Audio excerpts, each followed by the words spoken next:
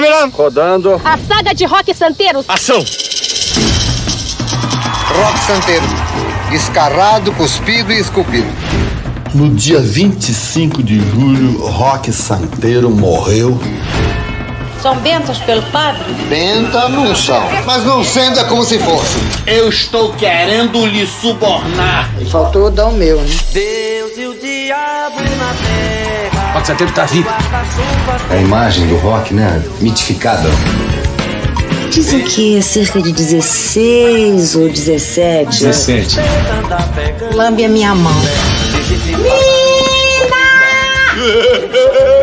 Pô, precisa acreditar em alguma coisa, né? Foi exatamente isso que aconteceu. O que esse cara fez de tão importante? Em qualquer estado normal, essa mulher estaria ou na prisão ou então no hospício, né? Tô certo ou tô errado?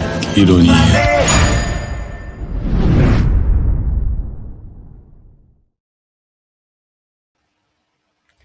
Olá, pessoal. Boas-vindas a todas as pessoas que acompanham mais uma transmissão do Contelas.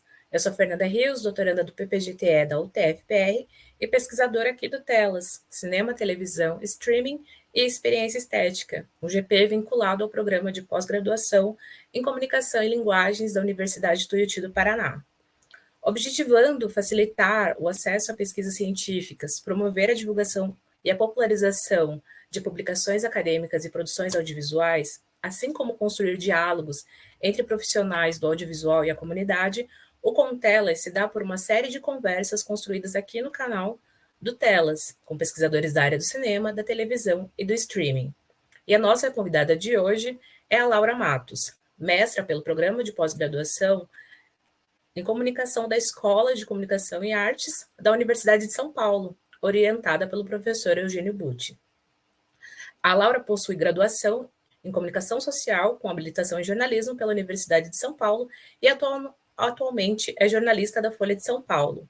A Laura atua no Grupo Folha desde 1997. Foi repórter do Caderno Ilustrada, de 2000 a 2011, exercendo a cobertura de assuntos da produção audiovisual, do cinema, internet e especialmente na televisão. Produziu reportagens e análises a respeito não só da programação, como de aspectos políticos, econômicos do veículo. Cobriu também outros temas ligados à cultura e à política cultural, titular da coluna Outra Frequência, sobre rádio, publicada na Ilustrada entre 2002 e 2004. Laura é editora da Folhinha, de 2011 a 2015, e de semanais, que inclui editoriais Turismo, Tech, Comida, Folhinha, entre 2015 e 2016. Laura é autora do livro Herói Mutilado, Roque Santeiro e os Bastidores da Censura à TV na Ditadura. As nossas moderadoras da conversa de hoje são as líderes do Grupo Telas, a professora doutora Aline Vaz e a professora doutora Sandra Fischer. E para quem acompanha essa transmissão, alguns lembretes. O chat está aberto para perguntas e observações e após o bate-papo serão selecionadas algumas das perguntas para que a Laura possa responder. A lista de presença está disponível aqui na descrição do vídeo e os discentes do PPGT, do PPG-Com da UTP, terão o evento avaliado pelo top. Ótimo evento, pessoal.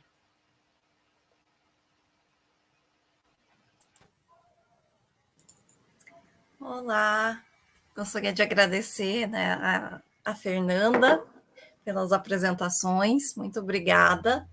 A gente vai retirar a Fernanda da tela agora e ela retorna ao final, né, com os comentários ali para finalizar junto com a gente. Muito obrigada, Fer. Até daqui a pouquinho. Então, agradecer a Laura, né, por aceitar o nosso convite de estar hoje aqui no nosso evento, no grupo de pesquisa Telas. Agradecer a professora Sandra pela companhia de sempre.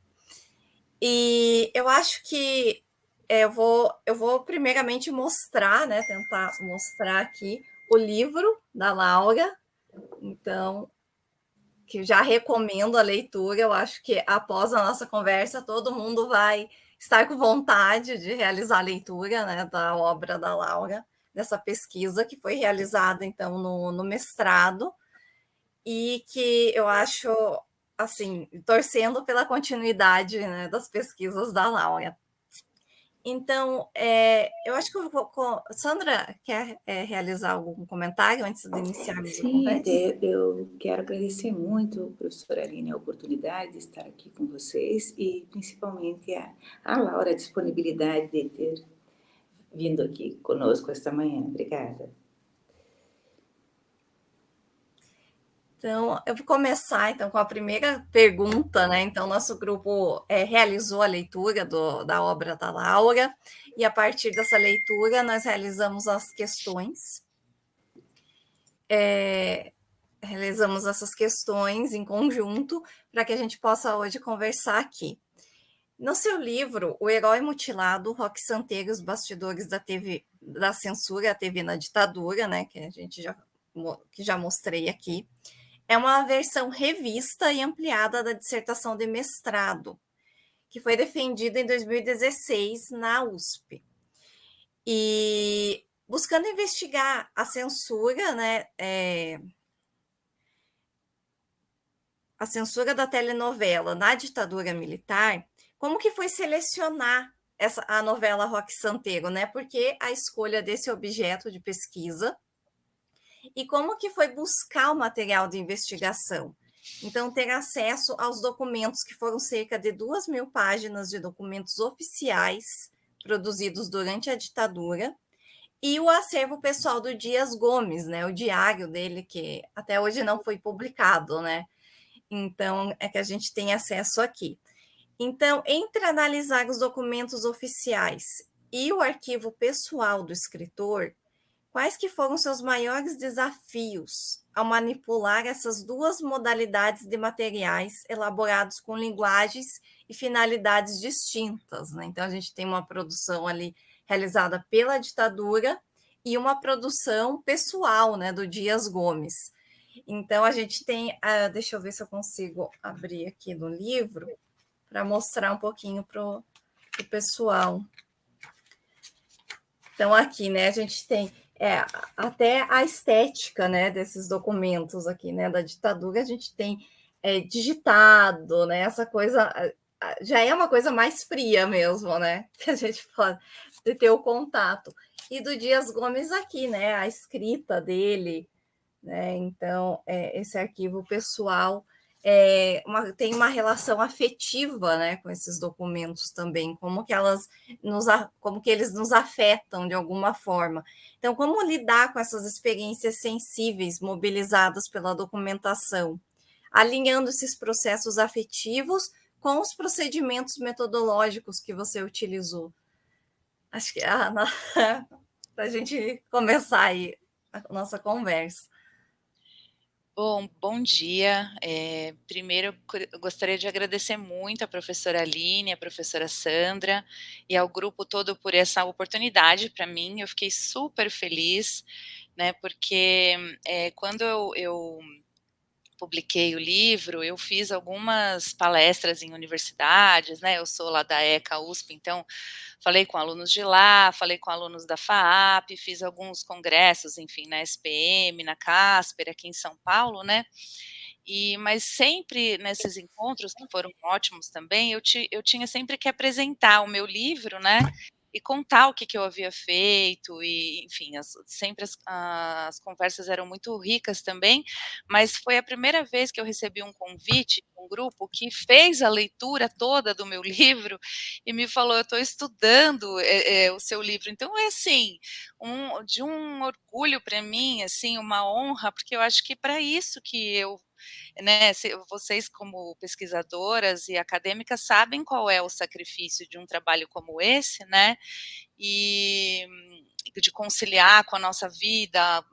Eu tenho também uma vida profissional que é bem puxada, de jornalismo, e eu trabalho em casa, e né, a gente como mulher tem que conciliar tudo isso nessa equação.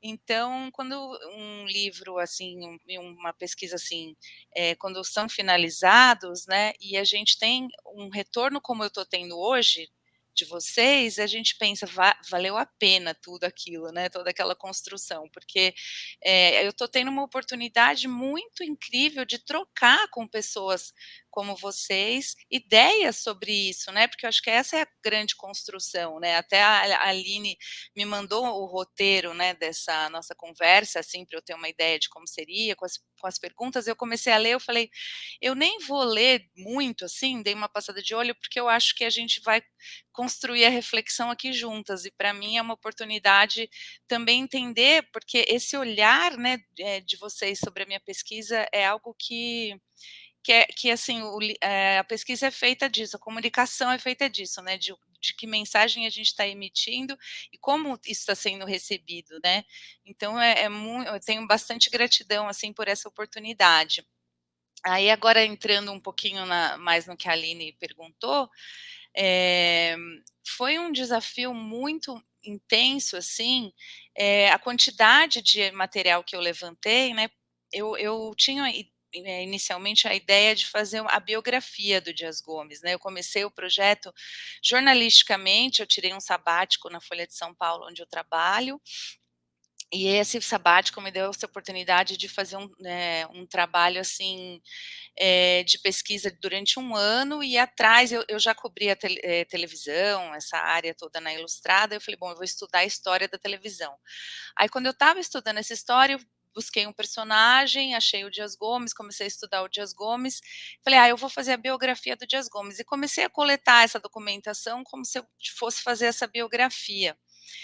E aí, quando eu achei essa história do Rock Santeiro, que a gente tem uma censura, a mesma obra em 3 momentos, né, em 65 como peça de teatro, em 75 como novela, e depois em 85, no final da ditadura, como a novela que foi ao ar, mas que foi censurada e tudo mais, eu achei que esse recorte da história seria rico, então eu deixei a ideia de lado de fazer a biografia, até porque o Dias Gomes fez a autobiografia dele, e eu sempre brinco que concorrer com o Dias Gomes não é algo que eu poderia fazer, né, fazer uma outra biografia, sendo que ele já escreveu a biografia dele, então eu fui atrás dessa trilha, né, desse objeto, jornalisticamente primeiro, levantando toda a documentação, e aí eu resolvi levar esse projeto para dentro de um mestrado, porque eu queria ganhar outras ferramentas para trabalhar com essa quantidade absurda de informação,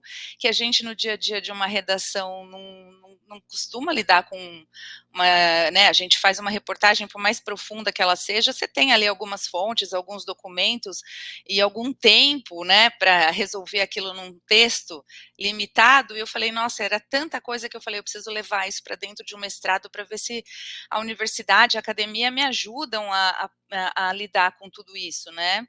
E aí, né, dentro do mestrado, as ferramentas foram surgindo aos poucos, né, nesse desafio de como abordar uma documentação como essa da censura, como ler isso, que cuidados eu devia ter para lidar com uma documentação como essa, né. Eu lembro muito de alguns textos que eu li, até vocês mencionam a professora Maria Imaculata, ela me deu aula de metodologia, né, da pesquisa em comunicação, e a gente foi lendo muitos textos, assim, sobre como lidar com documentos, então eu lembro de um texto, agora não tenho a referência do autor, mas o documento ele tem uma limitação, ele não responde a algumas perguntas, você não pode perguntar outra coisa para ele, né, e você tem que pensar em que contexto aquilo foi produzido, e a ditadura tem muito isso, né, de um contexto de cerceamento, de repressão, de tortura, então todos esses cuidados eu tive que ter na hora de olhar para essa documentação, né. E da mesma forma a documentação do Dias Gomes, né, primeiro, uma mistura ali, né, de como chegar a essa documentação que está em posse da família, né, da viúva dele, a Bernadette Lísio. Então o jornalismo nos dá essa ferramenta de ir atrás e de como conversar com as pessoas e explicar né, e tentar fazê-las um pouco parceira do projeto que você está tendo, de te dar acesso a tudo isso. E depois, olhando para tudo isso, dentro do ambiente da academia também, com muito cuidado, né, de entender como que aquilo foi produzido, que respeito você tem que ter né, a professora Aline falou da questão afetiva, né, que respeito você tem que ter aquela documentação,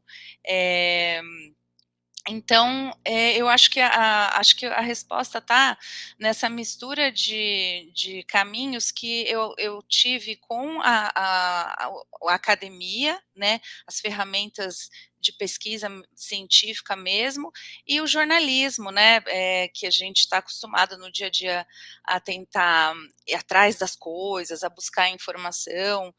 E aí eu fui construindo. Quando eu tinha, você falou da documentação, essas páginas todas, né, estavam fisicamente comigo, aliás, elas estão numa caixa na minha casa, né, então eu tinha um escritório e eu colocava tudo em estantes, assim, e ia colocando no chão e fazendo pilhas e olhando para aquilo e tentando, pensar como que eu ia analisar e organizar isso, e depois na hora de construir o texto, como eu ia amarrar uma coisa com a outra, sabe? Porque é muito difícil fazer essa costura, né? Uma das coisas que me ajudaram bastante, eu fiz um curso na época com o Rui Castro, de biografia, né? E ele deu uma aula no Instituto Barco, em São Paulo, e eu frequentei essa aula, e porque eu também estava pensando em fazer biografia. No fim das contas, eu acho que o meu livro acaba sendo uma biografia da obra, né? Então eu tive um pouco isso, essa ideia. E o Rui Castro me ensinou muitas coisas. Eu gosto muito, assim, eu sou muito, muito fã do Rui Castro, do jeito que ele escreve as biografias dele, e ele segue sempre a ordem cronológica, né? Ele nunca sai dessa ordem, assim, nas biografias dele. E eu segui esse caminho também, né? Então, a questão cronológica foi um trilho meu que foi me ajudando a amarrar a quantidade de documentação. Então, naquele ano aconteceu isso, o país estava assim, o mundo estava assado, a vida dessa pessoa estava assim, a televisão estava assim, e aí eu fui amarrando as coisas assim, sempre lembrando que o meu trilho era a obra Roque Santeiro, né? O Rui Castro ele faz isso também. Então ele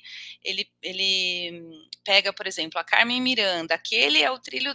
Então, por mais que ele vá falar do mundo, de um personagem secundário e tal, ele tem que lembrar que ele fala que sempre, em 2 páginas no máximo, que o personagem principal tem que voltar para a gente seguir esse trilho. Então, um pouco foram essas ferramentas que foram me ajudando assim a amarrar a história toda. Não sei se eu consegui responder, professora.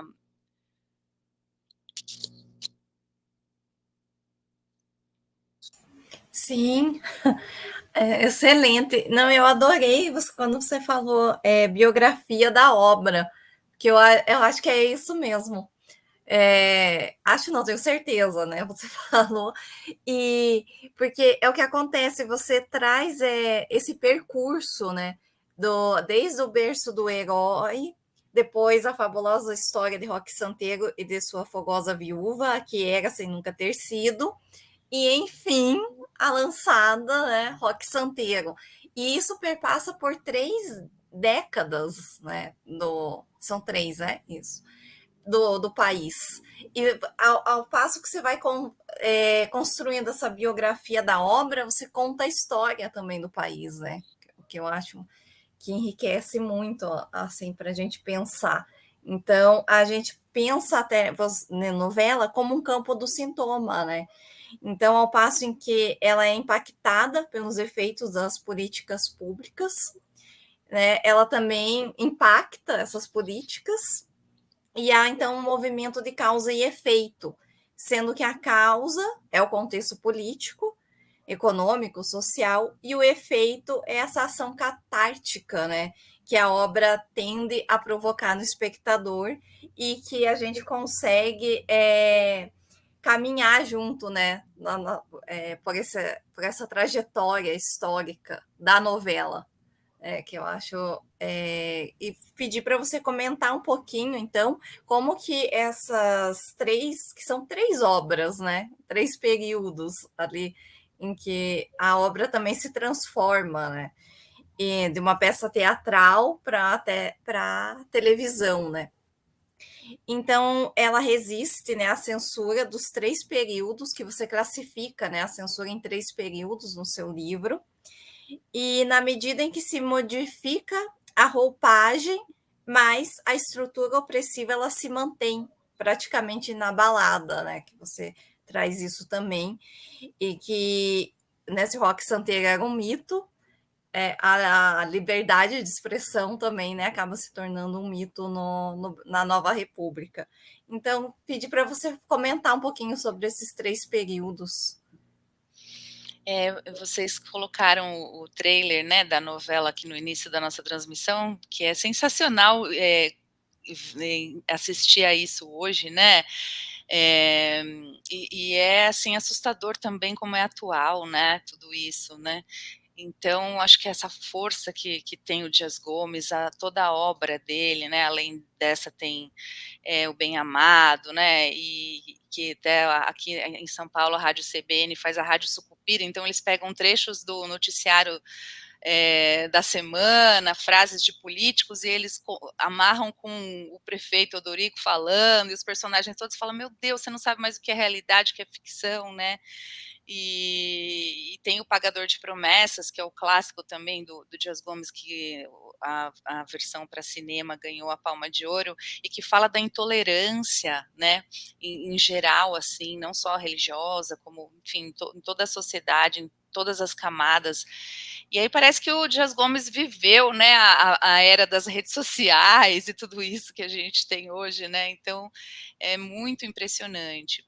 E aí, acho que seguindo um pouco essa ideia da biografia da obra, né, o que eu gosto muito das biografias, eu sou muito fã de biografia, meu sonho um dia ainda é escrever uma biografia, né, e eu acho que o legal da biografia, eu trago isso para o jornalismo também, é você, através de uma história, da micro-história, digamos assim, ou de um objeto, de um personagem, você conhecer o contexto e a macro-história, né? Então, assim, eu acho que são super ricos, por exemplo, livros sobre a história da televisão no Brasil, ou sobre a ditadura, ou sobre a telenovela, eu acho tudo isso maravilhoso, mas eu gosto mais, né, para produzir e também para ler, assim, de conhecer tudo isso através de uma micro história, né,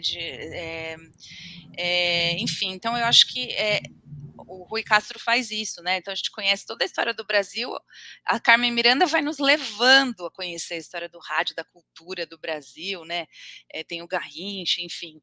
E aí eu acho que essa biografia da obra, assim, então eu tentei fazer isso, né? Eu pego a obra, que é o Berço do Herói, começa a peça Berço do Herói, depois ela vira novela, em 75 é censurada, e depois em 85. Então, né, 65, 75 e 85. A ditadura foi de 64, né, até 85. Então, olha que riqueza que a gente tem esses marcos temporais para falar do começo, do meio e do fim da ditadura. E, então, eu quis que essa obra fosse um guia para a gente pensar sobre o que estava acontecendo no país, né, na cultura brasileira, na televisão, porque a televisão é de 50, mas foi na época da ditadura que ela cresceu, que ela se disseminou como veículo de massa, né, e a telenovela, nesse sentido, é o centro, né, dessa construção, né, de uma identidade nacional, e que naquele momento ela conseguia fazer, eu brinco assim no livro, né, que ela criou um triângulo amoroso de alta voltagem entre os interesses, né, da oposição à ditadura, né, à esquerda, digamos, os comunistas, os ditadores, os militares e as empresas de televisão particulares, né, então todos eles tinham interesse em que uma novela fizesse muito sucesso e que representasse o Brasil, cada um deles com um Brasil diferente, querendo ser representado ali, né. Então, eu acho que essa obra do Dias Gomes, ela nos proporciona ter contato com tudo isso, né, com todo e essa diferença de censura, né, o professor Marcos Napolitano, que participou da minha banca, eu fiz aula com ele no mestrado lá na História, ele estuda a ditadura, ele me ajudou muito a entender esses 3 momentos da censura, né? No primeiro momento, a censura se voltou ao teatro, né? E que os grandes dramaturgos de esquerda estavam todos no teatro, né? E a capacidade e o medo que a ditadura tinha de mobilização, né? Das classes populares com o teatro, né? Porque tinha o teatro da Uni, tinha todos uns projetos de o teatro chegar ao povo, digamos assim, né? E a ditadura tinha muito medo disso. E a TV não estava consolidada naquele momento como um grande veículo de massa. Depois a própria ditadura ajudou a essa consolidação com subsídios, com a construção da Embratel para proporcionar os sinais aí de transmissão nacional, e porque se a ditadura conseguisse ter um veículo capaz de unificar o território, facilitaria o controle político também. Então, quando isso cresceu e aconteceu, virou também uma oportunidade comercial e virou também uma oportunidade para a própria oposição, né, que eles tinham a teoria das brechas ali, vamos nos infiltrar ali nesse veículo comercial, porque a gente precisa dessa audiência, né?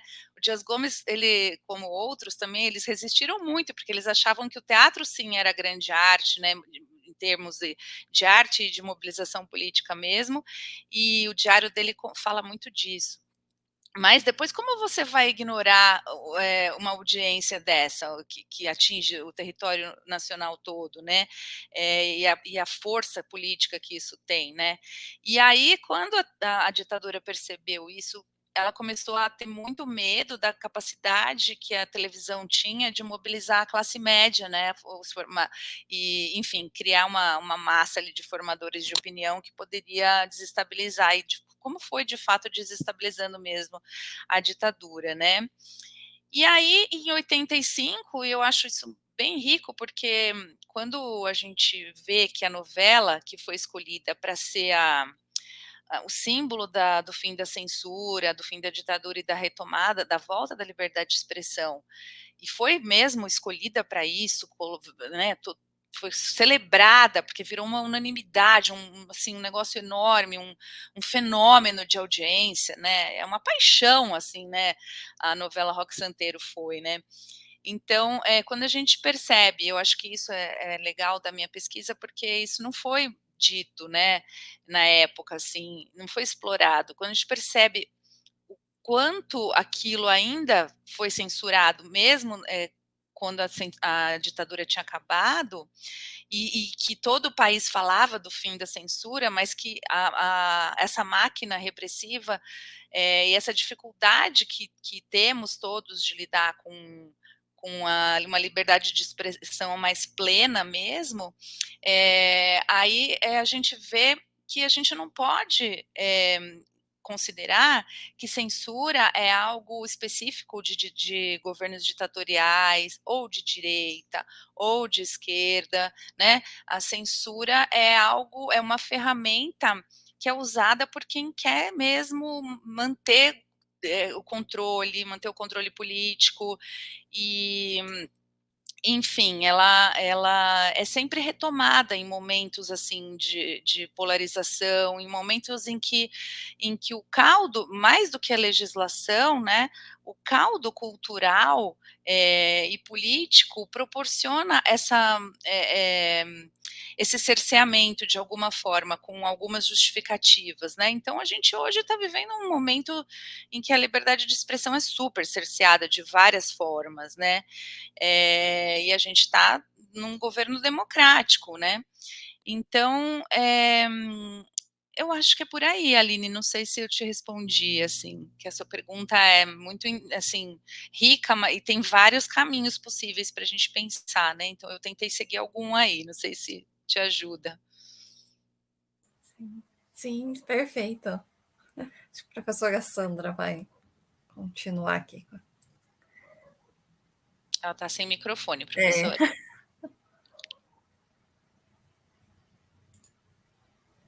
Ela está ainda, será que ela não... Professora, está sem microfone. Nossa, eu estava falando não tem bom, desculpa. Que eu estou com outro dispositivo aqui, e aí eu tenho que controlar os dois. Esses telefones não dão um minuto de sossego para a gente. E quando eles me chamam aqui, eu interfiro aí, então eu fico tentando. Desculpa. Bom, Laura, você trouxe um dado interessante. As biografias do Rui Castro, elas são primorosas, né? E elas nos trazem muito do contexto social, e mesmo a gente, lendo as biografias que o Rui Castro produz, a gente entende muito da contemporaneidade também, né? E é o caso da sua biografia da obra mesmo, né? Isso que você acaba de mencionar a respeito de a censura ser a censura, ela não é uma prerrogativa só da ditadura, né? Ela é um dispositivo muito utilizado, inclusive em termos de família, de trabalho, de tudo, né? E a gente sente os efeitos dela barbaramente sempre, né? A década de 80, Laura, ela acabou legitimando a telenovela diante da sociedade pela abordagem de questões políticas, né, e pela crítica social. E o que acabou resultando, consequentemente, em níveis muito bons, altos, né, de Ibope, resultados bons.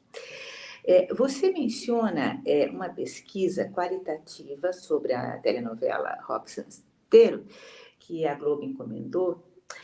E, à época, então, essa pesquisa constatou que o sucesso da telenovela estaria atrelado ao tom de sátira, ao ritmo, ao entrosamento entre o elenco e as personagens, né?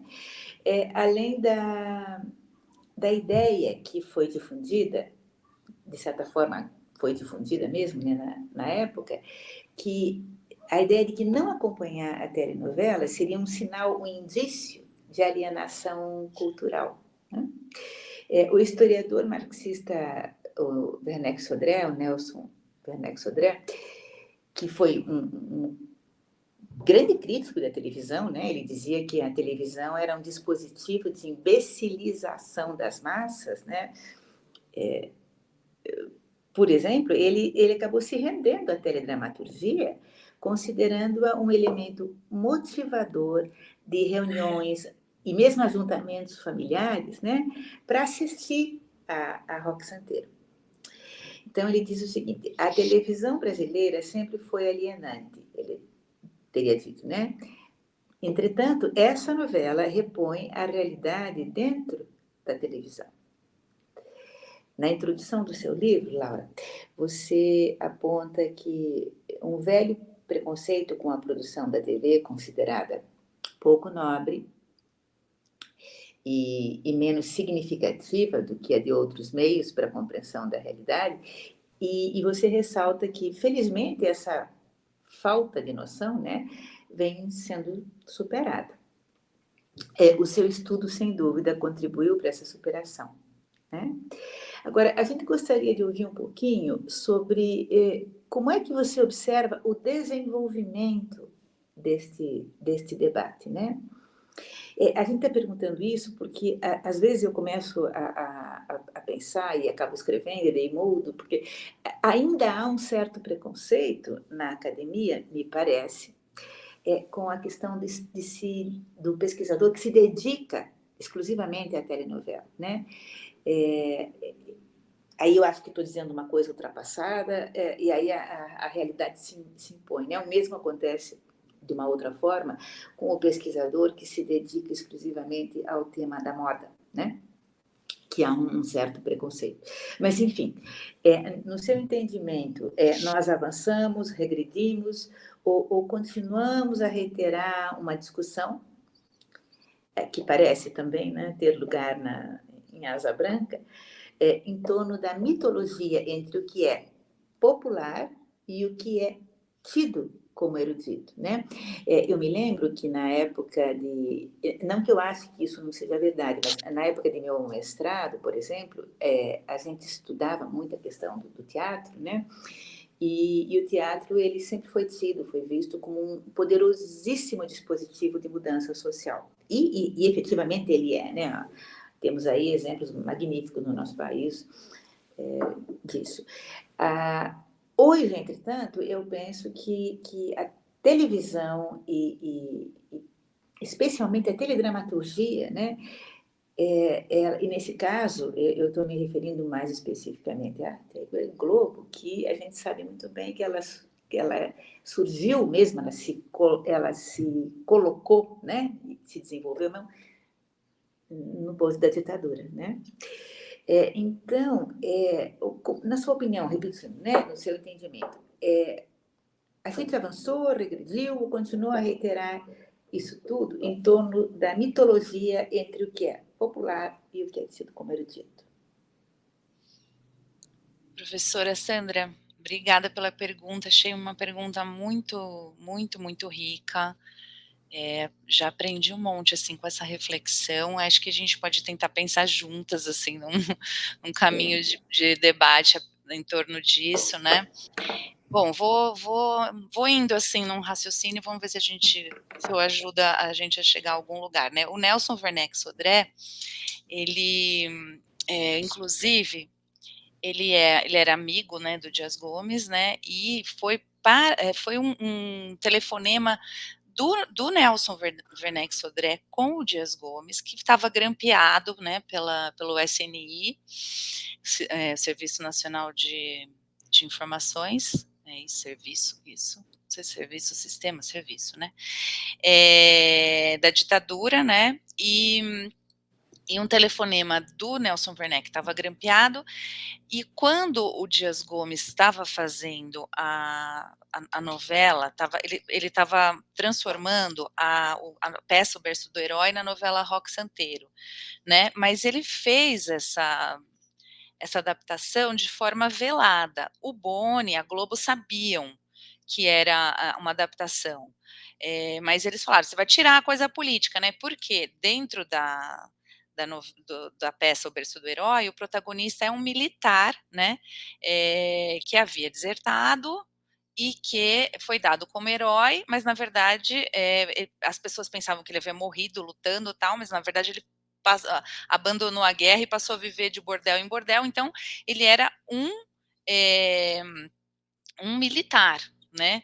E o Dias Gomes escreveu essa peça em 63, portanto antes da ditadura, né?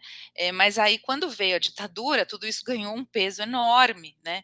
Então a peça foi censurada, e quando ele foi adaptar a obra teatral para a televisão, como várias novelas dele são adaptações de obras teatrais dele, né, ele falou, bom, não posso, imagine, em 75 eu colocar um protagonista como militar, falso herói, né, e aí ele criou o Roque Santeiro, que era um produtor de Santos, da cidadezinha, que teria morrido numa luta com os bandidos defendendo a cidade, mas na verdade ele fugiu e etc, né. Então, o Dias Gomes liga, eles se falam pelo telefone com o Nelson Werneck Sodré e fala, e aí, o que você está aprontando? Eu estou fazendo uma pequena safadeza com a ditadura, eu estou fazendo isso, tá, mas eles dão risada, eles são idiotas, não vão perceber, alguma coisa assim. E aí foi uma loucura aquele telefone grampeado, eles ficaram malucos, porque eram dois comunistas, né, falando que estavam enganando os militares e tal. Então isso está nos bastidores aí do que levou a essa censura à novela, que foi uma coisa muito abrupta, porque a Globo e outras TVs viviam de negociações mesmo no dia a dia ali com a censura e os militares, né, e essa censura, ela era ali no campo ali velado, né, o telespectador não tinha conhecimento, né, de que aquilo estava sendo censurado, um roteiro, uma linha, um personagem, não era uma novela inteira que de repente no dia de estrear não estreia, né, porque isso criou um impacto muito grande. Então, o Nelson Werneck Sodré era esse amigo do Dias Gomes aí, né, enfim, e todos eles, né, tinham muito preconceito com a televisão, né, como se fosse assim alienar, né, as pessoas de uma reflexão política mesmo, né. Coincidentemente nesse fim de semana eu ouvi um show muito lindo chamado Pérolas Negras, sobre cantoras negras, e eu ouvi uma música da Alessi Brandão, que eu não conhecia, que ela fala assim, né, feita nessa época, nos anos 70, né, que a novela, enquanto a novela distrai as pessoas, o Zeda, não sei o que, não lembro o nome, que era um líder comunitário ali, estava realmente fazendo discursos profundos, né, e iluminando ali a reflexão da comunidade e tal. Então, tinha muito isso, né, mas, o que acontece? O teatro foi totalmente censurado, a TV tinha dinheiro, começou a ter dinheiro, e chamou até por uma questão de sobrevivência financeira, né, também, e todos esses profissionais migraram para a televisão, que precisava desses talentos todos para produzir conteúdo, né, e aí o Partido Comunista começou a pensar numa outra forma de olhar para tudo isso, né. O Ferreira Goulart também é muito amigo do Dias Gomes, né, esse eu tive a oportunidade de entrevistá-lo para essa pesquisa, né, pessoalmente, lá no apartamento dele no Rio e tal. Então ele escreveu na época um artigo na revista da Civilização Brasileira que foi muito importante sobre essa teoria das brechas, quer dizer, gente, tudo bem, o teatro é importante e tal, ter uma arte direta ali, né, que tem a plateia reagindo e tal, mas como que a gente pode ignorar um número desse, né, entrar na casa das pessoas todos os dias, reunir as famílias e ter esse impacto que a TV tem, né? Então eu acho que um pouco o preconceito em relação à TV vem dessa questão também de como a esquerda lidava com a televisão, né? E eu acho que tem, não sei, pensando juntas aqui, nós somos todas mulheres, eu acho que tem um machismo também em torno dessa história, né? Eu lembro que o Ferreira Goulart me contou uma história que está no livro também, que tinha muito preconceito, porque o Dias Gomes era casado com a Janete Claire, que era, assim, uma novelista de mão cheia, maravilhosa, né, e olha que coisa interessante isso, né, a Janete Claire, ela era taxada pela esquerda como alienada, ela fazia novela mais melodramática, mais romântica, né, e os documentos da ditadura a que eu tive acesso, que eu mostro no livro e tal, eles consideravam a Janete Claire comunista, opositor, eles tinham muito preocupação com ela, porque eles percebiam que por trás daqueles beijos românticos e daquele mocinho, existiam questões críticas, né, existiam críticas às questões sociais e tal, né, mas por algum motivo isso não era muito claro naquele momento. Talvez tenha a ver com machismo também, eu acredito, porque existia um machismo em toda a sociedade, inclusive dentro do próprio movimento comunista, Partido Comunista e tal, né, as mulheres tinham que ficar ali enquanto os maridos estavam debatendo ali o destino do mundo, né, o filho do Dias Gomes, né, o Alfredo, ele me contou muito isso, né, dessas reuniões também, que a mãe ficava ali com as mulheres e os maridos ali discutindo, e elas ficavam na cozinha, num quarto, e os maridos na sala discutindo. Só que a Janete Claire, ela teve uma decisão de não entrar, até por uma questão de segurança, de não entrar mais diretamente na militância política, né, por uma questão de segurança da própria família, e por muito tempo ela levou a família financeiramente, quando o marido estava, né, interditado. Então, aí o Ferreira Goulart conta uma história, né, que a Janete Claire, ela tinha muito ressentimento disso, assim, né, disso tudo. E ele conta uma história e depois o Ferreira Goulart e o Dias Gomes fizeram obras juntos na televisão, né, escreveram juntos, e ele fala que eles estavam ali num personagem, querendo dar um caminho ali para aquele personagem, daí eles falavam assim: "Não, mas é que essa heroína, ela não pode trair o marido, porque senão não vai ser real, e tem que ser tudo muito realista", tinha muita essa coisa do realismo, né. Aí a Janete Claire falou: "Para de besteira, deixa ela trair, deixa ela, se ela fizer por amor as coisas, o público vai adorar, vai se apaixonar, vai embarcar e tal", e o Ferreira Goulart falou: "Nossa, a gente fez isso e deu super certo", e ela tinha uma genialidade incrível, né, para entender tudo isso, assim, né. Então, pensando aqui como tudo isso estava já colocado, né, esse preconceito, e a academia também foi levando muito isso, né, esse lado da esquerda, essa visão da esquerda, né, de que não era uma arte tão nobre, ou não era uma arte, enfim. O Dias Gomes, nossa, nesse diário ele tem sofrimentos terríveis, assim, de ter que escrever para rádio e para televisão, né, ele não queria de jeito nenhum, ele falava assim, como se eu estou sendo vendido, eu estou fazendo isso porque eu preciso de dinheiro, mas depois foi começando a pensar, poxa, não, talvez aqui eu consiga construir mesmo algo interessante, e aí eles foram todos vivendo, e a base da construção da teledramaturgia brasileira é essa, né, e aí depois, na academia, se essa questão se mantém, eu acho que a gente avançou muito, né, e a gente deve isso a grupos, né, como o de vocês, como o da ECA, da professora Imaculata, né, elas falavam muito isso, assim, elas, eu digo porque a maioria eram pesquisadoras mulheres, né, e eu lembro delas comentando coisas como assim, esse grupinho da mulherada aí estudando novela, entendeu? Deixa elas se distraírem aí com isso, enquanto a gente está fazendo o que é importante. Então, tem muito esse caldo de que a novela era coisa para mulher, era coisa de mulher, para ser estudada por mulher. Imagina, né? Se isso não se sustenta, né? Inclusive em termos de dados de Ibope, de número, a gente sabe que não é assim, né? E então acho que assim a gente vai vencendo aos poucos essa questão, né? E acho que avançamos. Eu acho que avançamos sim, mas que tem um longo caminho ainda, tanto a ser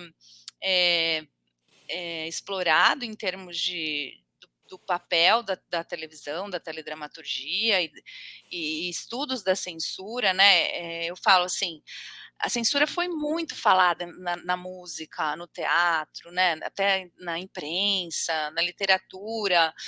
E são realmente toda a censura é muito grave, né? Mas a censura à televisão ela é menos explorada academicamente, né?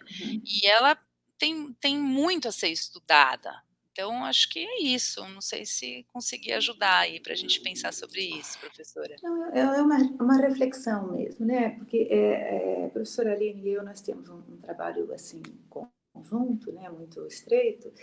E uma época eu estava começando a trabalhar um artigo conjunto e eu fiz umas observações do tipo assim, e ela com razão, ela me disse, olha, precisa tomar cuidado, porque isso aqui talvez não caiba mais e tal. E daí eu, por prudência, achei que ela tinha razão e retirei.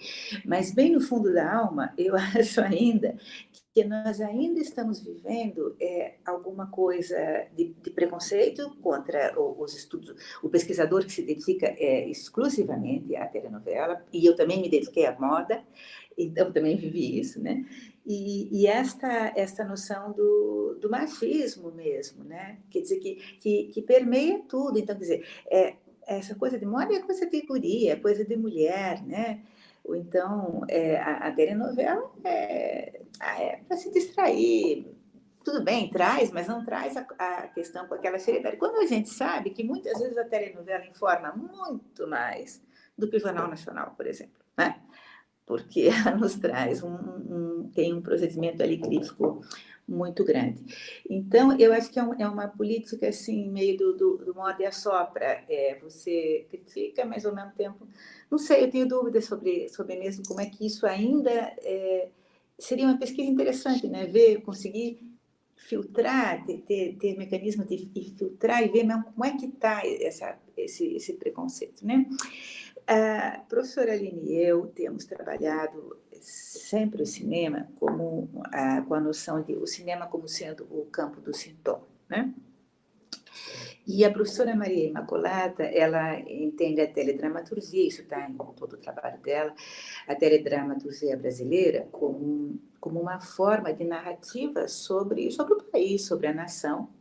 E a partir daí, então, nós começamos a pensar também como campo de sintoma a teledramaturgia. as minisséries, né? E particularmente a telenovela. Mesmo se a gente for olhar aquela faixa que é mais lúdica, mais leve da ordem do cômico, que é das 19 horas, aquela uma que vem um pouquinho antes das 19 também, né? Mas principalmente a das 21 horas, ela pode ser entendida também como, pelo avesso ou não, como o campo do sintoma de uma sociedade, né? Da sociedade em que ela se insere. E Dias Gomes, baiano, membro do PCB, né? Dramaturgo, novelista brasileiro, ele esteve no epicentro da nacionalização das telenovelas, né? E você aponta que, a partir da década de 70, emissoras militares e comunistas buscavam criar uma identidade brasileira, né? O que seria a identidade brasileira. E Roque Santeiro, lançado em 85, viria a se tornar um mito diante do fogo cruzado, vamos dizer assim, né? Entre os vértices desse triângulo, emissoras militares e comunistas, tá?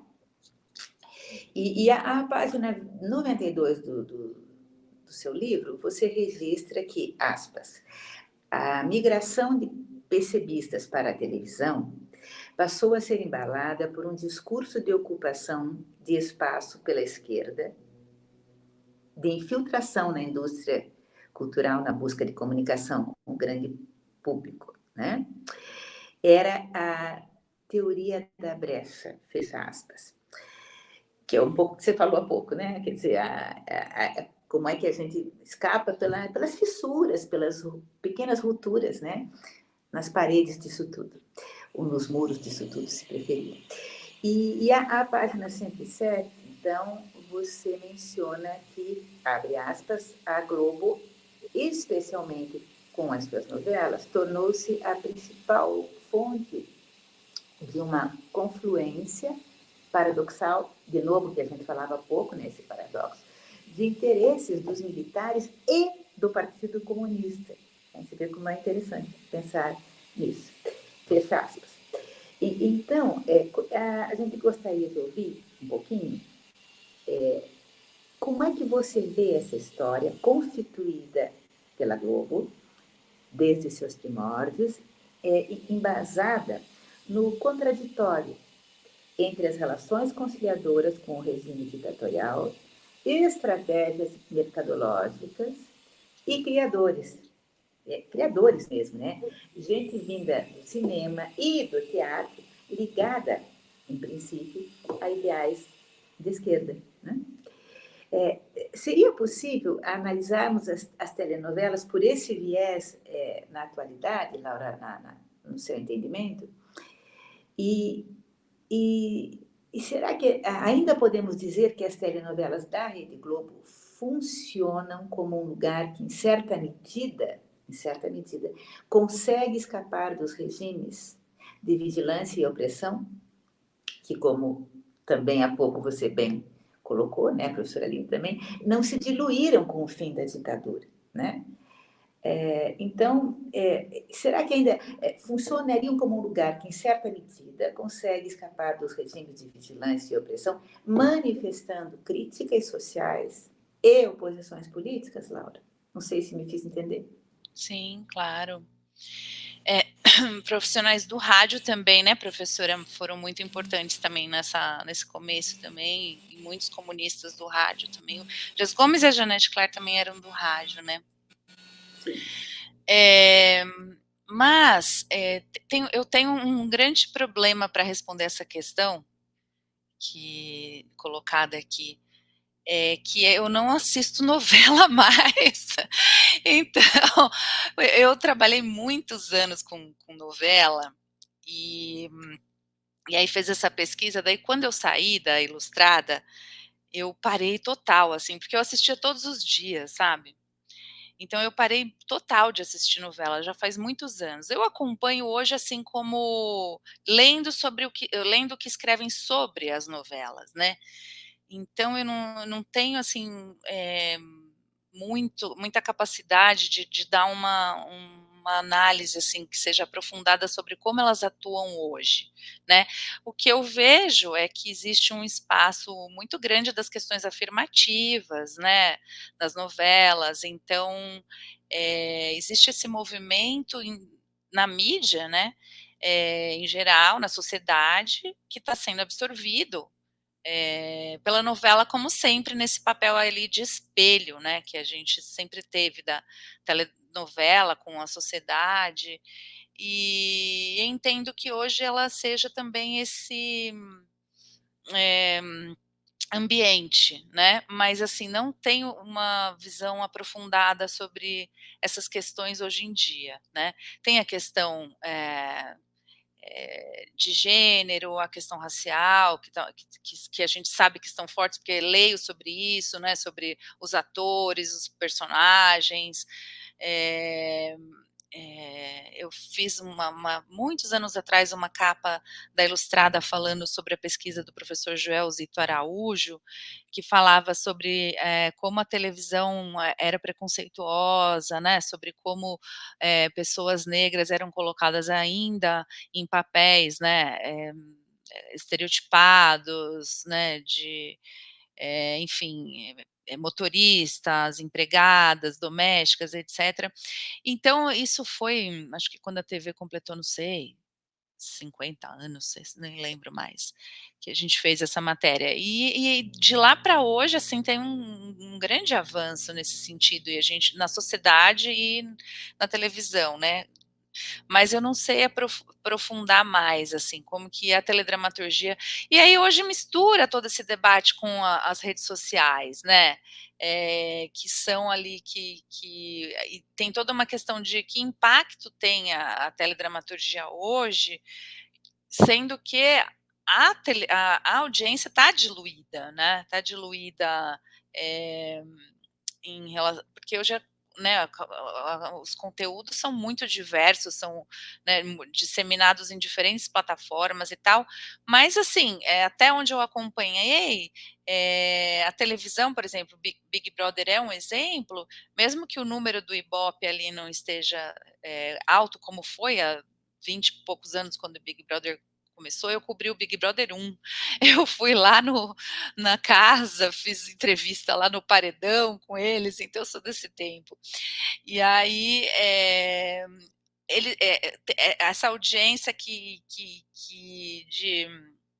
né, de repercussão, né, nas redes sociais, né, e a gente hoje tem toda uma dificuldade de medir isso, né, então ninguém viu sei lá, o tapa ou a agressão ou não da Vanessa Camargo, mas todo mundo ouviu falar, né, então como que, então é muito complexo hoje, a análise de tudo isso é muito mais complexa, né, então realmente eu não sei se eu sei muito colaborar com essa reflexão, né, como eu não estou acompanhando mais o conteúdo e não assisto, e como hoje tudo isso está muito entrelaçado com essa análise da televisão colocada nesse ambiente multitela, né, multiplataforma. Então, acho que eu não ajudo muito, professora.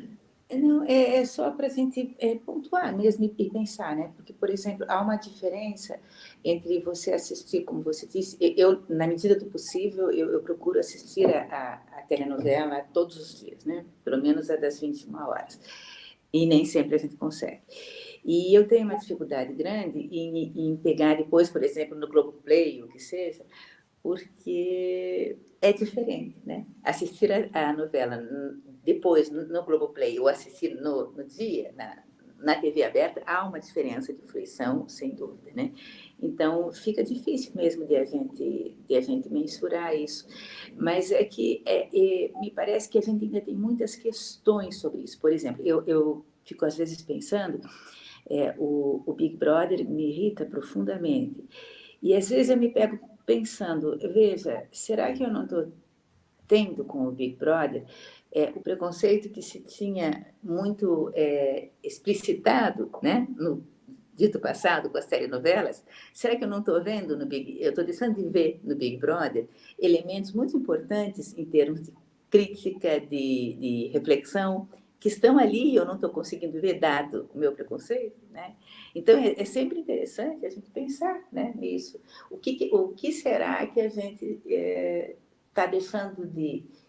O que a gente deixou de ver antes, e agora conseguimos enxergar, e o que será que nesse momento nós não estamos, nós de uma maneira geral, e eu particularmente, conseguindo ver, né?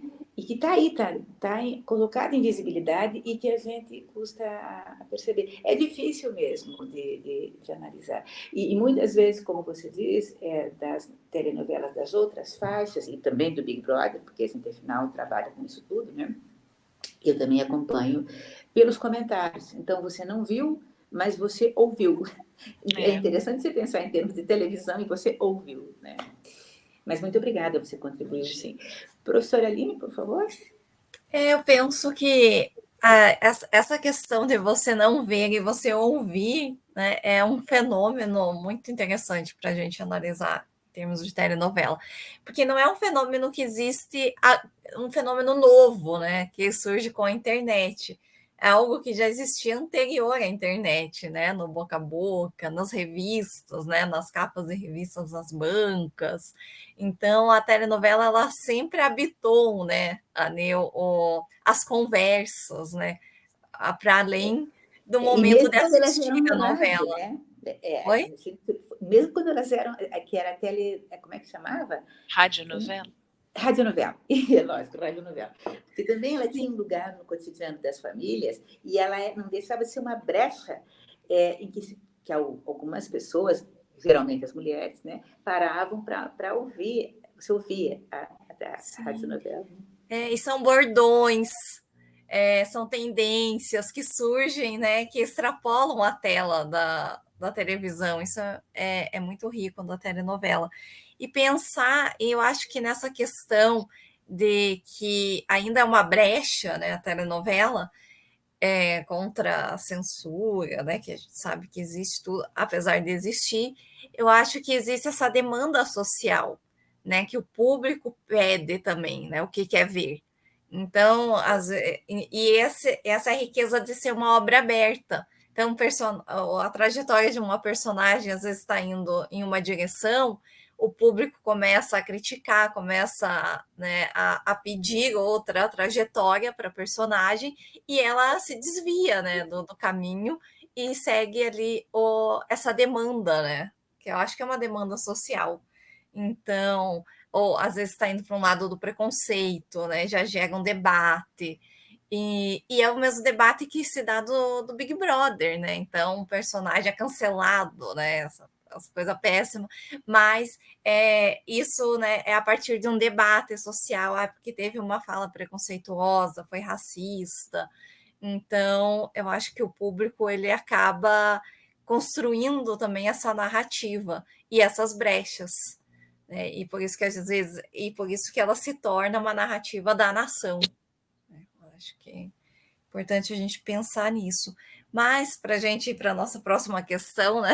Nosso tempo aqui, senão a gente fica até amanhã, mas a gente pode pensar nesse momento, né, da nova república, da democracia, que mesmo após a celebração que foi lançar o Rock Santeiro, após 2 décadas de censura, né, do Berço do Herói até a tentativa ali do lançamento do Rock Santeiro, que não aconteceu, e que foi lançado a novela da Janete Claire, né? Foi ela que salvou. Ali, acho que você cita no livro, acho foi 15 dias, né? O prazo, alguma coisa assim. E ela falou que, né, ela tinha pecado capital para lançar. Então, até os atores, né, que iam trabalhar em Rock Santeiro trabalharam no pecado capital. E então, após essas 2 décadas, assim como o mito de Rock Santeiro sobrevive, você observa que a censura sofrida em plena volta da democracia seria enterrada na memória para dar lugar ao mito da liberdade de expressão. Esses lançamentos posteriores, né, também sofreram censuras. Então, a gente teve as minisséries, né, O Pagador de Promessas, em 88, também do Dias Gomes, que foi adaptação também do teatro, como você falou, né, várias das obras dele são assim.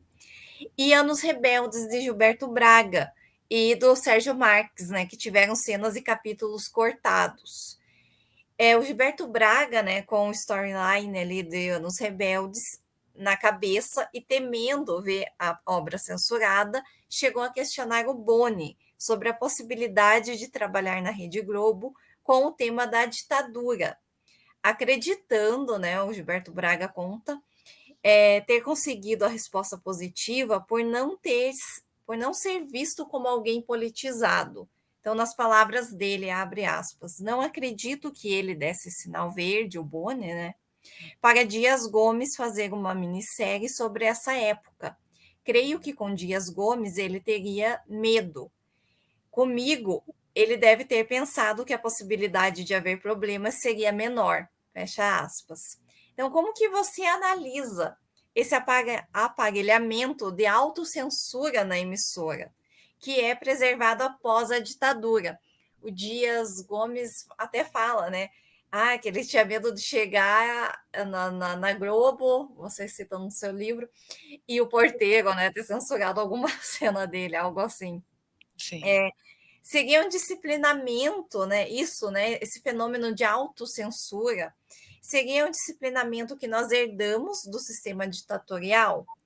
E não só a Rede Globo, né? Mas teríamos uma sociedade que se autocensura, e isso surgiria na teledramaturgia como um sintoma social, né? Então, nessa questão da causa e efeito também, para a gente pensar um pouco. Sem dúvida, né? O Dias Gomes, ele era muito visado, né? Porque ele era um membro famoso do Partido Comunista, né? E ele era muito visado, né? Depois dessa censura Roque Santeiro também as coisas ficaram bem piores para ele, né? E aí eles faziam até alguns testes, assim, eles mandavam capítulo, ele escrevia um capítulo da Jeanette Claire, a Jeanette Claire dele, e se fosse com o nome dele era censurado, se fosse com o nome dela não era, sabe? Tinha realmente ele era mais perseguido mesmo do que os outros. Então o Gilberto Braga ele tem essa análise porque tem a ver muito com isso, né? E naturalmente na Globo também. Essa história dele com o Partido Comunista é muito forte, né? Que não é o caso do Gilberto Braga. E, bom, a autocensura é um dos grandes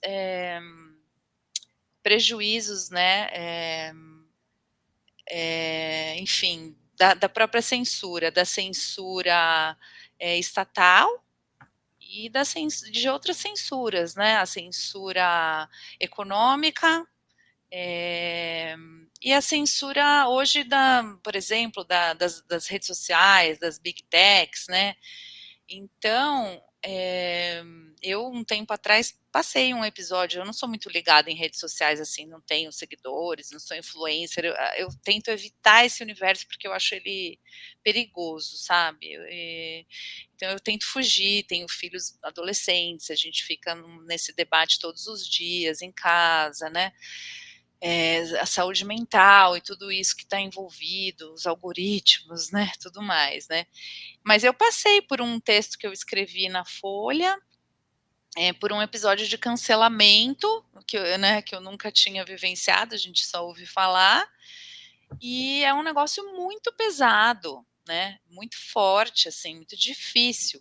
Mesmo eu não sendo essa pessoa que dou valor, assim, grandes valores para uma curtida ou uma ofensa ali nesse universo de pessoas que eu não conheço, é uma coisa que, nossa, tem um impacto muito tóxico, assim, na nossa vida, né?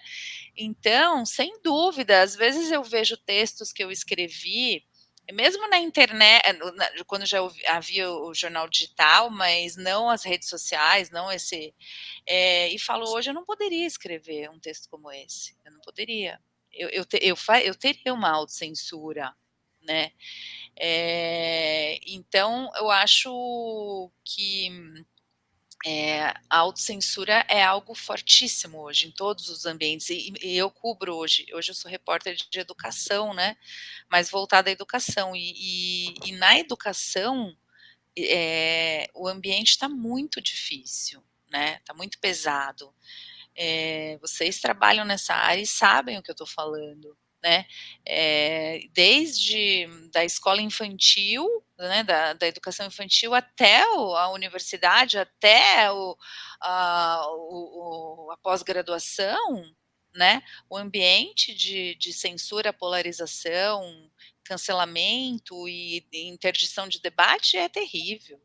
Não precisa estar na lei isso está na sociedade, né. E aí a autocensura na academia é algo também muito, muito grande, assim, muito presente, né. Na educação é muito presente e na universidade é muito presente.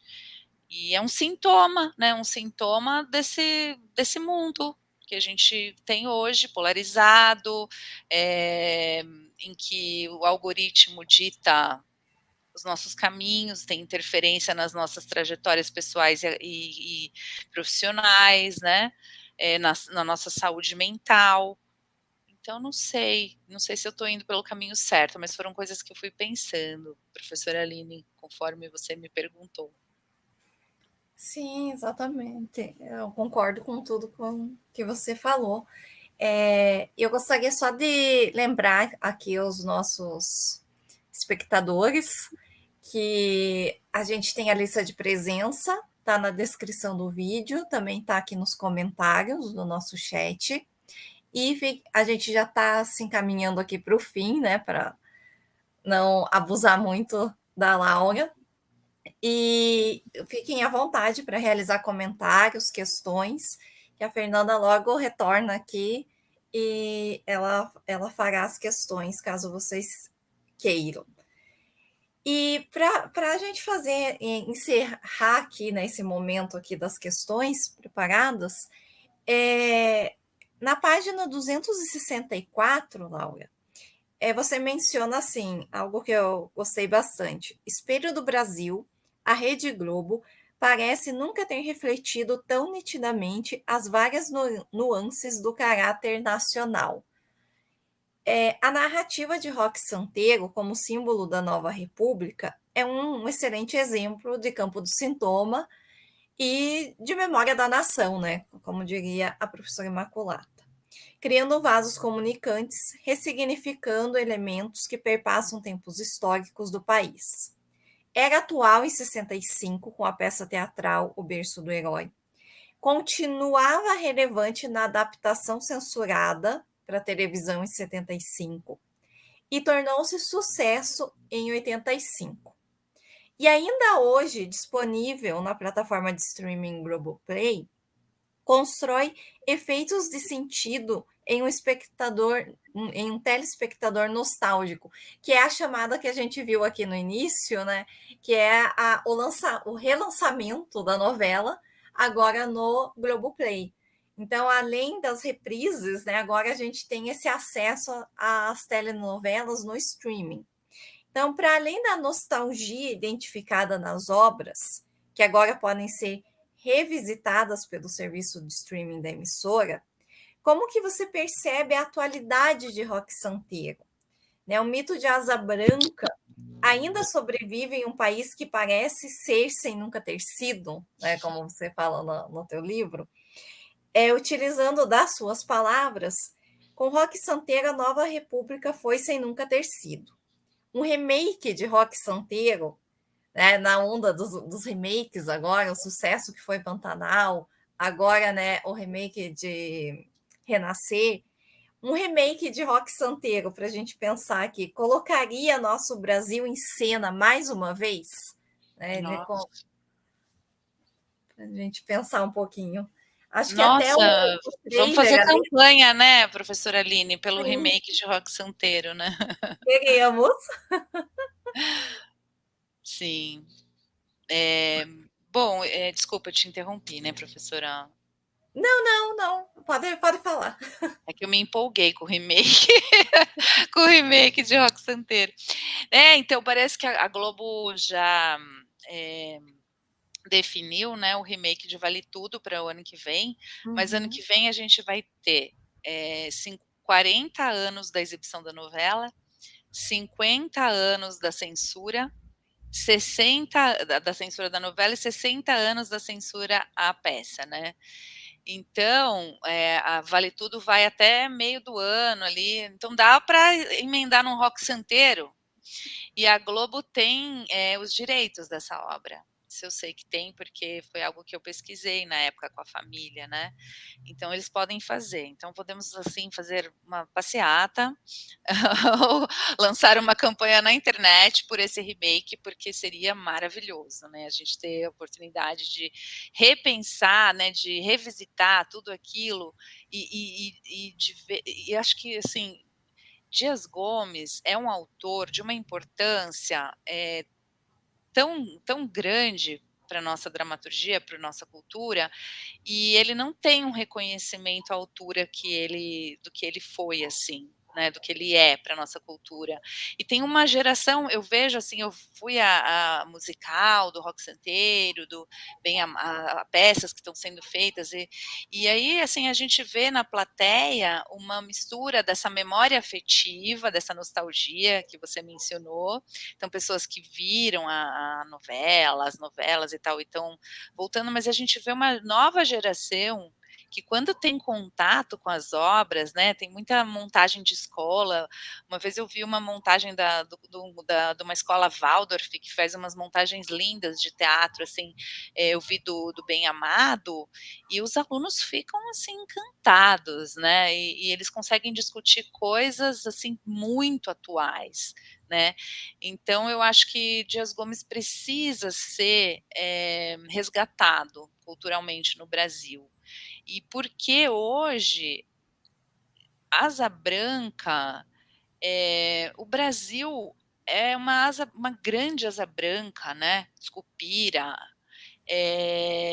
e a ficção, e a realidade, assim, está superando a ficção, né, eu acho que o Dias Gomes ia ficar falando, meu Deus, né, como é que como esses personagens aí da realidade são, assim, mais impressionantes, mais cínicos, mais autoritários, cruéis do que tudo do que eu consegui criar, né?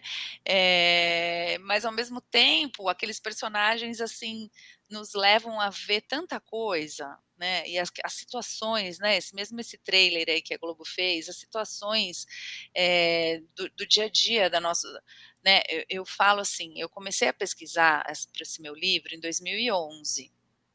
E aí foi ao longo, não é que eu fiquei 8 anos fazendo sem parar, mas eu fui conciliando com o trabalho na redação e tudo mais, eu levei 8 anos entre esse primeiro ano de pesquisa, que foi 2011, e a publicação do livro, que foi em 2019. Então, é muito impressionante, porque quando em 2011 eu comecei a ter contato com esses documentos da ditadura e tal, eu falava, nossa, eu estou pesquisando o passado, né, uma coisa muito longe lá, quando eu era criança, antes de eu ter nascido e tal.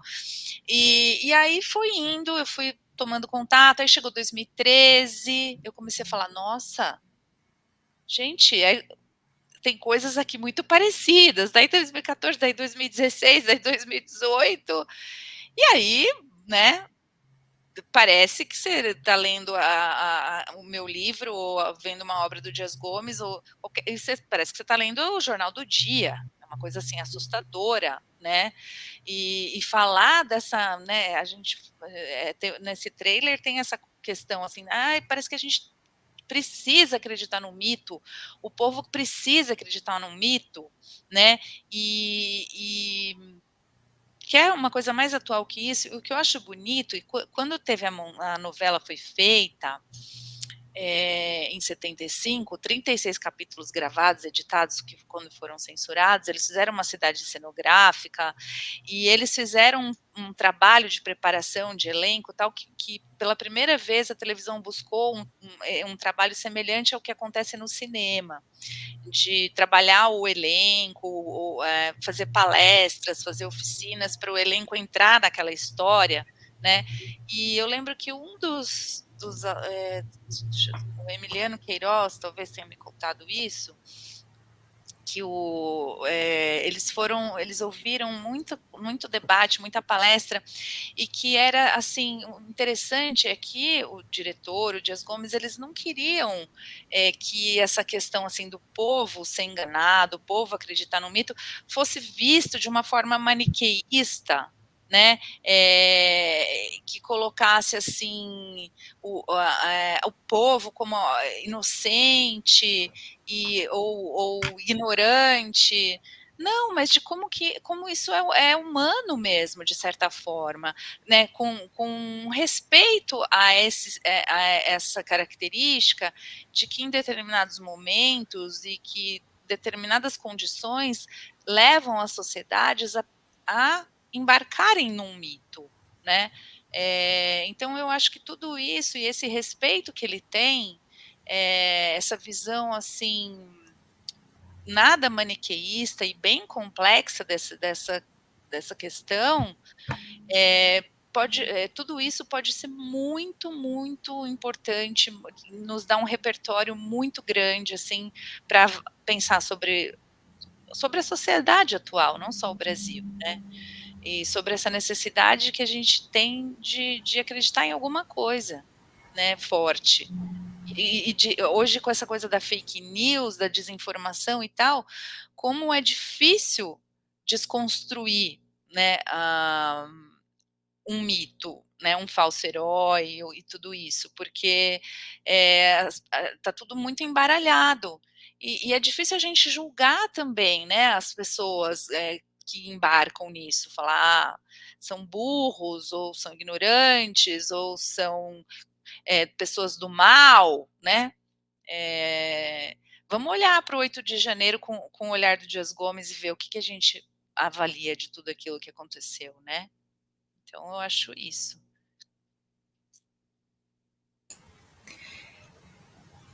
Não, as novelas, eu acho que com elas agora no streaming, a gente consegue.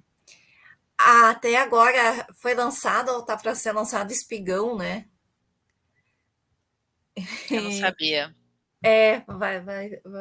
Eu acho que já saiu ou vai ser lançado. Tava passando nos comerciais da TV.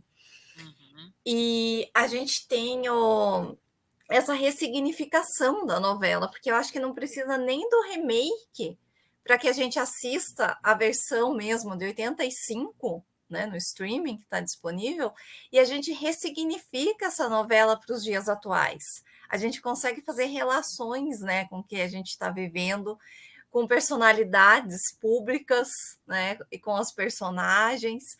E eu acho que é algo que acontece muito também com o Salvador da Pátria, né, do Lauro César Muniz, e que também na época sofreu, né, digamos, uma espécie de censura, porque dizia que a novela fazia campanha para o Lula, né? Então, a novela de 89, então ali o destino do Sassá foi alterado, né, para não ficar tão próximo. Então, o Lauro César Muniz dá mais enfoque para a questão do crime ali, daquela quadrilha que existe, do que para a questão política, né, do Sassá. E a gente, quando a gente vai assistindo, a gente vai fazendo relações. Em certos momentos, a gente consegue. Eu lembro que eu revi a novela agora no streaming, e eu consegui, em alguns momentos, o Sassá tinha um discurso mais para a esquerda, mas em alguns momentos ele tinha um discurso que a gente conseguia até relacionar com a extrema-direita, no momento que ele fica ali, que ele se torna prefeito, né, e começa a ter uns conflitos. Então, e daí a gente poderia colocar ali o centrão ali, né, com os outros políticos. Então, dava para fazer essas relações com os dias atuais, né, uma novela de 89. Então, eu acho que a novela, quando ela funciona como campo do sintoma, ela se ressignifica, né? Ela ultrapassa os tempos. E acho que dá para a gente olhar também por esse viés para a telenovela. E aí a questão do remake é legal, porque a gente tem uma nova novela, mas acho que a própria novela em si, ela coloca em cena esse país que a gente vive hoje, que a gente tem uma história que rima, né? Então, vai se repetindo, né, algumas coisas, né? Nós temos esses problemas crônicos na nossa sociedade que estão ali na telenovela. E o roteirista da vida real, né, ele é tão criativo que ele colocou a Regina Duarte como ministra do Bolsonaro, né, que é a viúva porcina. Então é maravilhoso, né? A gente num remake não vai ter mais a Regina Duarte no Roque Santeiro. Então a obra original tem esse brinde de ironia, né, que é maravilhoso, né? E sobre o Salvador da Pátria, o Lauro César Muniz é uma pessoa assim muito especial, né? Eu tive a oportunidade de fazer algumas entrevistas com ele. Ele é incrível mesmo, né? E ele me contou que na época da novela do Salvador da Pátria, ele apanhava da direita e da esquerda. Né? Então, essa tua análise é totalmente correta mesmo, professora Aline, porque ele disse que... E ele não estava, segundo ele, fazendo campanha para o Lula, até porque ele nunca foi petista. Né? Ele foi do Partido Comunista, e o Partido Comunista não é petista, né? O Dias Gomes mesmo, que era muito crítico ao PT, assim, né?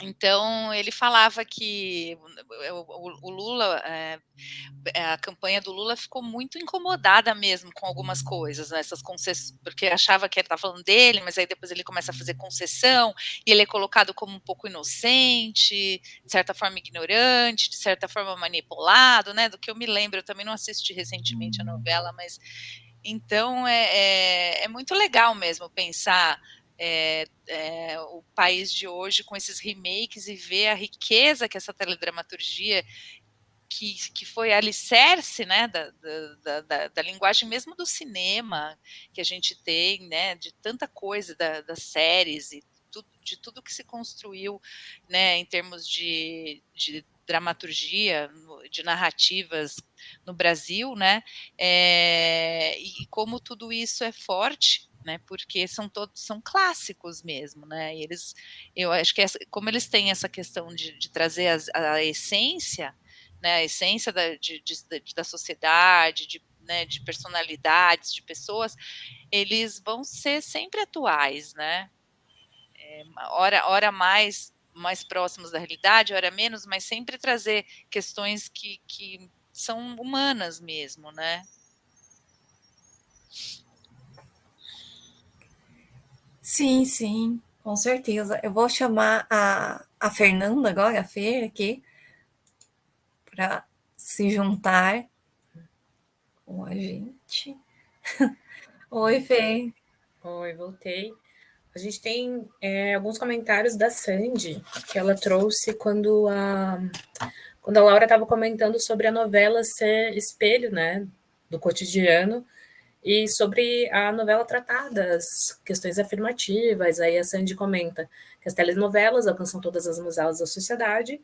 Uma pauta da novela das 9 decide trazer o que é debatido em todo lugar. É inegável o tanto que isso faz parte das nossas vidas. E o remake de Renascer, né, que está no ar agora, traz então a personagem da Buba como uma pauta de uma mulher transgênero, por exemplo, e Terra e Paixão, que foi a última novela, trouxe os personagens do Ramiro e do Kelvin, um casal gay em horário nobre, e que, a meu ver, são marcos enormes na TV brasileira, até porque teve um beijo, né, entre dois homens, e aí isso repercutiu. Os debates saem da TV e vão para a TV e além dela, né, além da TV. Eu acho interessante o que a Sandy traz, que é a questão que ela fala ali, uma pauta que uma novela das 9 decide trazer é debatida em todo lugar. São os efeitos de realidade, né, que a obra traz, porque na novela Mulheres Apaixonadas, que tinha Doris, que maltratava os avós, né? Então, a partir disso que se deu a discussão, se eu não me engano, do Estatuto do Idoso, né? E aí teve o personagem, a Fernanda e o Miguel, né, que foram baleados, e a Fernanda morre, e eles saem, os personagens se juntam a uma passeata que de fato existiu contra o desarmamento. Ali elas estão como personagens, isso se torna uma cena na telenovela, né?